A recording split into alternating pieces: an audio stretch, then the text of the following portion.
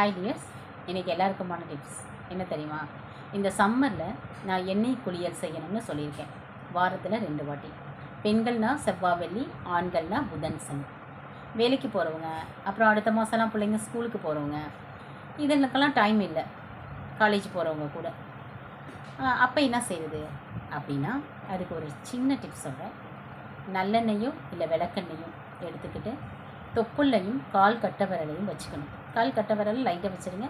தொப்புள்ள வச்சு clockwise anticlockwise லைட்டாக ஒரு மசாஜ் பண்ணிவிடும். ஹீட் நல்லா ரெடியூஸ் ஆகும், உடம்பு நல்லா குளுக்குளுன்னு இருக்கும். அது எண்ணெய் தேய்ச்சி குளிக்கிறதுக்கான எஃபெக்ட் தரும்.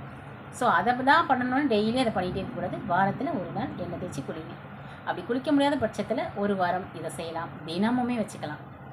கட்டை விரலையும் தொப்புள்ளையும் ட்ரை பண்ணி பாருங்கள். யூஸ்ஃபுல்லாக இருக்குன்னு நினைக்கிறேன். ஹெல்த்தியாக இருங்க, ஹாப்பியாக இருங்க. தேங்க்யூ, பாய்.